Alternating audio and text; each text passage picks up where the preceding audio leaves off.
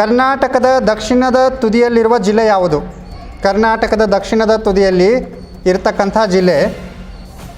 ನಿಮ್ಮ ಆಯ್ಕೆಗಳು: ಆಯ್ಕೆ 1 ಬೆಂಗಳೂರು ಗ್ರಾಮಾಂತರ, ಆಯ್ಕೆ 2 ಚಾಮರಾಜನಗರ, ಆಯ್ಕೆ 3 ಕೊಡಗು, ಆಯ್ಕೆ 4 ಮಂಡ್ಯ.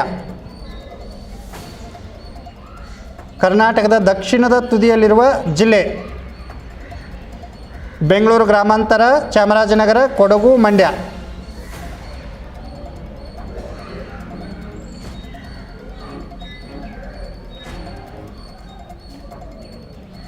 ಆಪ್ಷನ್ ಎ ಬೆಂಗಳೂರು ಬೆಂಗಳೂರು ಗ್ರಾಮಾಂತರ. ಕರ್ನಾಟಕದ ದಕ್ಷಿಣದ ತುದಿಯಲ್ಲಿರುವ ಜಿಲ್ಲೆ ಬೆಂಗಳೂರು ಗ್ರಾಮಾಂತರ. ಉತ್ತರ ತಪ್ಪಾಗಿದೆ. ಪ್ರಶ್ನೆಯನ್ನು 2ನೇ ತಂಡಕ್ಕೆ ವರ್ಗ ಮಾಡ್ತೀವಿ. ಕರ್ನಾಟಕದ ದಕ್ಷಿಣದ ತುದಿಯಲ್ಲಿರುವ ಜಿಲ್ಲೆ ಬೆಂಗಳೂರು ಗ್ರಾಮಾಂತರ, ಚಾಮರಾಜನಗರ, ಕೊಡಗು, ಮಂಡ್ಯ. ಚಾಮರಾಜನಗರ. ಕರ್ನಾಟಕದ ದಕ್ಷಿಣ ತುದಿಯಲ್ಲಿರುವ ಜಿಲ್ಲೆ ಚಾಮರಾಜನಗರ.